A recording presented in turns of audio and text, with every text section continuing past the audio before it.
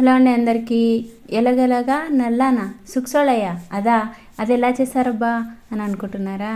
ఏం లేదండి, ఇది కళ్ళు కంపౌండ్లలో చాలా ఫేమస్ నా చిన్నప్పుడు అయితే. ఈ గోట్ బ్లడ్ ఫ్రైని ఇంత ఈజీగా టేస్టీగా ఎలా ప్రిపేర్ చేయాలో చూద్దాం. ముందుగా అయితే గోట్ బ్లడ్ ఉంటుంది కదా, అది తీసుకోవాలి. దాన్ని బాగా కడుక్కొని ఒక గిన్నెలో అయితే ట్రాన్స్ఫర్ చేసుకోవాలి. అందులో వాటర్ ఉప్పు వేసుకొని ఇంకా ఉడికించుకోవడమేనండి. ఇలాగ తిప్పుకోవాలి. ఇలాగ తిప్పుకునే మధ్యలోనే అది కట్ అవుతుంది. సో మనం దీన్ని అయితే బాగా ఉడికించుకోవాలి. నా చిన్నప్పుడు అయితే మా పెద్దనాన్నకైతే షాపే ఉండేదండి. ఇదైతే చాలా ఫేమస్ అప్పట్లో అయితే. దీన్ని ఎలా చేయాలా అని మా డాడీని అడిగితే మా డాడీ అయితే నాకు నేర్పించారు.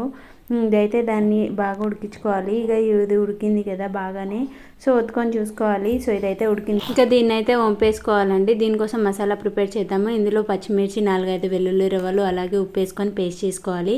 ముందుగా అయితే బాణీ పెట్టుకొని అందులో అయితే 2 టేబుల్ స్పూన్స్ ఆఫ్ ఆయిల్ వేసుకోవాలి. అందులోనే జీలకర్ర, కొద్దిగా కరివేపాకు, అలాగే కొద్దిగా అయితే ఆనియన్స్ వేసుకుందాము దీంట్లో.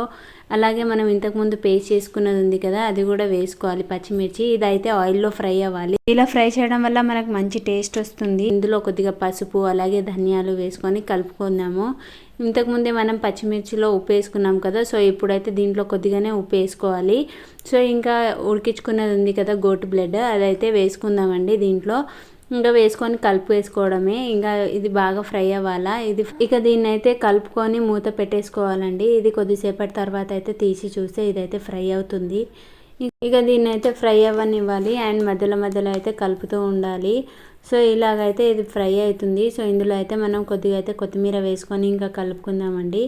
ఈ లాస్ట్ గార్నిషింగ్ కూడా వేసుకోవచ్చు. ఇందులో నేను టమాటాకి బదులు నిమ్మకాయ వేసుకుంటున్నాను.